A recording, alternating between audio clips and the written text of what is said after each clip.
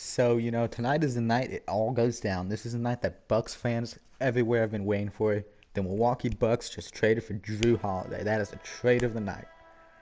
So first off, we're going to cover a couple of the earlier trades. The Phoenix Suns finally dealt for Chris Paul. I made a video on that already, and somehow that's not even the biggest trade of the day. That video is linked down in the description below. Go check it out. The second trade today, and this is a trade that I really liked for both teams, was Robert Covington to the Trailblazers. That's what they're called. For Trevor Ariza and not entirely sure what else. So this isn't the main focus of the video, but I'm going to cover it briefly. Um, I think this is a great trade for both teams, to be completely honest. Um, it basically signals that the Rockets are in fact going to rebuild, which we've all, assumed. But this just is like the final nail in the coffin, sort of, trading Giannis and Harden. If you want to be more optimistic about it from a Rockets fan's standpoint, you can say, hey, this is us just trying to get a player over, 6'5", potentially. But yeah, I don't know. I think the Rockets are going full rebuild mode. So then, the big trade of the night is the Bucks got Jrue Holiday. So basically, Jrue Holiday, he plays on the Pelicans, which is a rebuilding team, that is for sure. Um, so basically, their package looks something like Eric Bledsoe, George Hill, 2 firsts, and several pick swaps. So I like this trade from both, right now at least, I like this trade from both teams' standpoints, all right? So we'll cover it from the Pelicans' point of view first. From the Pelicans' point of view, they dump an asset off for several picks, which obviously any rebuilding team needs. Um,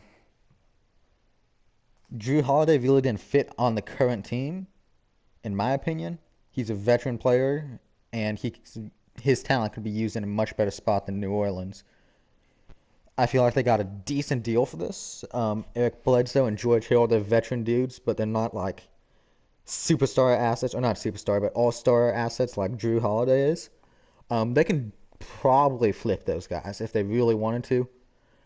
I'm not entirely sure what's up with that. If they want to keep him, if they want to try and trade him, who knows? But they could probably flip them for some decent people, maybe cheaper contracts, maybe a second round pick, but probably nothing more extreme than that. So, as I said, I really like this from the Pelicans' point of view. They needed to trade Jrue Holiday at some point this offseason. And, with this trade going through, I'd have to imagine that this is the best package they were, getting offers for. Which, when you think about it, this is huge, especially compared to Paul George and potentially James Harden. I mean, what team, look at what they got for Jrue Holiday, right? Now look at James Harden, who is more valuable than Jrue Holiday, and you tell me, hey, where's James Harden going to go? And how much are they going to give up for him, especially when we see what Jrue Holiday just, got for him, right? So, that might not make sense, honestly. So, what I'm trying to say is the package for Jrue Holiday was very big for a borderline all-star. What is an MVP level player in James Harden going to get? You know? So, that's about it from the Pelicans' point of view. You really can't go wrong with getting first-round picks. It just, if there is a superstar that they wanted to trade for further on down the road, they can do that. If they want to try and get a sharpshooter or something, if they want to trade up in the draft, they now have the potential to do that with these picks. And Jrue Holiday, the Pelicans aren't going anywhere for the next season or two. They are a rebuilding team. Now the Bucks, this is where it gets interesting here. The Bucks now have the first big three of the new NBA season, in my opinion. Now some people obviously might call Chris Paul, Devin Booker, and DeAndre Ayton a big three down in Phoenix. I think DeAndre Ayton he's almost there. He's almost on that big three level, just a little bit longer. But this gives us the first big three of this NBA season in Jrue Holiday, Chris Middleton, and Giannis. So obviously, no, this is just going to cause an arms race in the East, possibly in the West too. Um, I mean, if you look at it from the Nets' perspective now, you're wondering, can Kevin Durant and Kyrie Irving beat this team? I mean, Jrue Holiday is one of the best, defenders in the league, right? So you're going to look at it saying, hey, if he takes one of our best players off and the other one, isn't up to something or he's injured, what's up with that? What are we going to do then? Are we going to rely on the bench unit?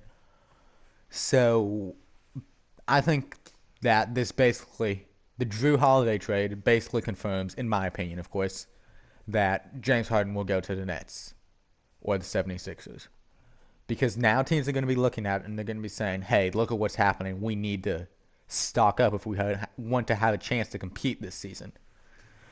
Right? They don't want to view it as a lost season because, they have all these assets. I mean, Kevin Durant and Kyrie Irving, they're already 1 year into a 4-year deal. You can't really waste another year and hope that Giannis doesn't re-sign with the Bucks. So I think this causes an arms race in the East. Definitely think the Nets, as I said before, I definitely think they trade for someone. Heat, possibly. I think if the Heat do make a trade for anyone, it's probably going to be on draft night because that's when their pick can be traded, pick 20. Um, Celtics, possibly. I don't know. They seem to have a pretty good thing going with Jason Tatum. I could definitely see them trading for a center better than Daniel Tice. Rudy Gobert might be available. Maybe call up the Jazz front office and see. The 76ers, they might make a move. I think they're in the running for Harden at this point. Okay, that seems like the only player to me, at least, that would fit on the team. And doing so, they would have to give up Ben Simmons, which would hurt, obviously. But oh well, sometimes you gotta take the risk. Um. So yeah, that's an arms race in the East. I've covered the top. The Raptors. The Raptors, they really haven't done anything to get better.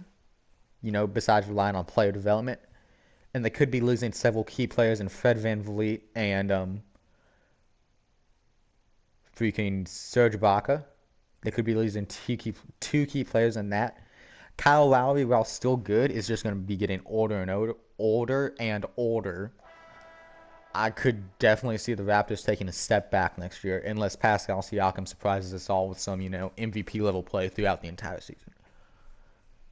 I think I've covered all the top contenders. If you're a lower seeded team, such as, the Magic, maybe the Wizards, hypothetically, possibly the Pistons, lower seeded teams, you just got to blow it up now. Get those veterans off and tank this season. Because with Jrue Holiday, I think that eliminates, I'll be the first to say it, I think that eliminates any upset chance by, you know, a lower seeded team. A team, we'll say below the 6th seed, right? Now, that's the effect it's going to have on the other teams in the East. What is this? What effect will this have on the Bucks itself? Well, this is clearly an all-in move, right? This is saying, hey, Giannis, we like you a lot, obviously. We want you to stay with us. We are getting Jrue Holiday to compete in the NBA or on the Bucks. Now, they are mortgaging their future right now in the hopes that Giannis will resign. They're betting it all on Giannis. Okay? So, if the NBA, extension deadline, whatever, comes around and Giannis resigns with everyone, which I think is in December, I'm not entirely sure on that. If Giannis comes around and he resigns with the Bucks, everyone's going to be praising this as, hey, smart move made by the Bucks. But if the extension deadline comes around and Giannis does not sign, then the Bucks are looking in trouble. Okay, if if Giannis does not resign, let's say he leaves in 2021, goes to Miami, LA, Golden State, wherever he wants to go, but he leaves Milwaukee, then the Bucks are going to likely lose Jrue Holiday too. I believe he is a free agent in 2021. Not entirely sure on that.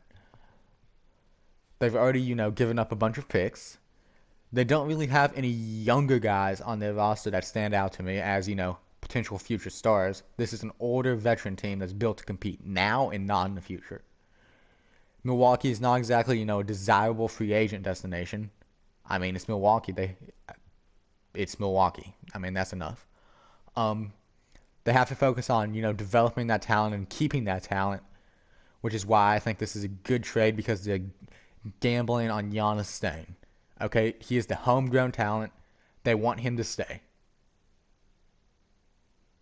Now, this looks like a good trade now, and let's say they do well, but then they lose in the finals, right? then the questions are going to start rising up. Are the Bucks for real? Um, all sorts of stuff like that. I mean, even the semifinals. And we might see something crazy like we did this year, or like a Heat, Celtics, Raptors team like that, a team that doesn't make many major moves, a team that you wouldn't think is a major contender, is able to beat the Bucks. I mean, crazier things have happened, right? Mike Budenholzer, I don't think he is the greatest coach. And I think we clearly saw that in the playoffs this year when Eric Spoelstra just, out-coached the heck out of everyone, including, just everyone. Frank Vogel, Mike Budenholzer, Pacers, Nate McMillan, Brad Stevens. He just out-coached the heck out of everyone, right? Different level on the East. And adding Jrue Holiday is attempting to compensate for that because, as we saw in the finals, talent does overcome coaching sometimes. So he's trying to compensate for that, in my opinion. But you also have to ask yourself and look at, the basic idea of the Heat. How did they beat Giannis and the Bucks? How did they beat that team? And obviously you can look at it and say, hey, they beat them because, Giannis got injured and he wasn't at full strength. Yeah, you can argue that. You can for sure argue that. I'm going to highly debate you on that. But they beat Giannis by building the wall, making sure he couldn't drive into the paint. They have one of the best defenders in the NBA in Bam Adebayo, and that definitely helped. They have Jay Crowder, who's a versatile defender, Jimmy Butler, who is a very good defender, and then they compensate for all that defense, and they let those guys focus on defense and allow, Duncan and Goran Dragic to focus on offense more. I mean, Goran Dragic is, and it fits the Bucks perfectly. Goran Dragic, him and Eric Bledsoe, that's like, I can live with that. I'm not in fear of Eric Bledsoe going out and dropping 30 every night. Same with whoever the Bucks shooting guard is. Pat Connaughton, maybe? Not entirely sure who he is. Dante DiVincenzo? George Hill, that's who it is. And, I'm fine with, Duncan Robinson on George Hill. I'm not in fear of George Hill going out and scoring 20 to 30 points a night on Duncan Robinson. It's going to look like a bad matchup at times, but it will be that way for both sides because neither of those players are standouts. What I'm trying to say is that the Heat and several other teams, for example, maybe the Raptors, they were built perfectly to take down the Bucks teams. And since Jrue Holiday doesn't bring too much on off, he is a good offensive player. I will get that out of the way right now. But he is a 36% career shooter from three, I believe. Not entirely sure. 36 or 38, one of those two. 38 is obviously a lot better, but I do believe it is 36. All right. So we'll assume it's 36. That's good, but not great, right?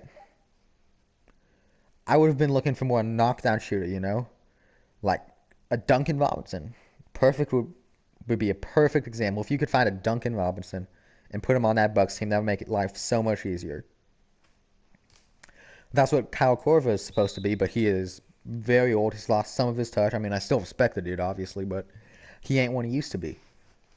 And it just makes it difficult, in my opinion, for floor spacing now. Because Giannis, he will shoot. Okay, that is for sure. I am not going to call him out for not shooting. But making it is a whole other story right now for him. Okay? He is willing to, step out there and fire away from three. No one is going to debate that. But making them, I mean, that's a different story right there. Now, as I said before, the Bucks are gambling their whole future on this. So, 3 or 4 years from now, we could look back on this and say, hey, this is the Bucks' smartest decision they've ever made, short of drafting Giannis. They kept Giannis around. They got him to sign the Supermax. They won a championship or two. Life is good if you're in Milwaukee. But on the downside, we could also look at this and say, hey, this was the worst trade they made. They mortgaged their future in the hopes of a guy, in the hopes that Giannis would stay, and he just ended up dipping to Toronto or Dallas or something like that. It's tricky right now. And that's the way with most of these, big trades is it could potentially be a win. It could potentially be a lose. It could potentially be a major win. Could potentially be a major loss. And time will tell. So as of right now, I do like the trade. However, that can change very quickly if Giannis declines the supermax or asks to be traded. Now, obviously, I'm assuming that Giannis had some sort of hand in this. He said, "Hey, Jrue Holiday is the guy I want. Can we go get him?" Which makes me feel like he is putting his faith in the office and saying, "Hey, you give me the guys I want. I'll go out there and win a ring." But in the event that he doesn't win a ring this season, say he loses in the East. If he loses in the East, it's over, right? He's out of there. I'm sorry, but that's true. If he loses in the finals, that's a bit more complicated, I think. But let's just say he loses. If I was him, I would say, hey, I would come to the front office and I'd say, hey, you've given me the players I want, and we still can't win. I'm out of here. Might be my fault, might not, but we will find out. It could be the coaching fault. It could be the front office's fault for not building a team that actually, would do good around him.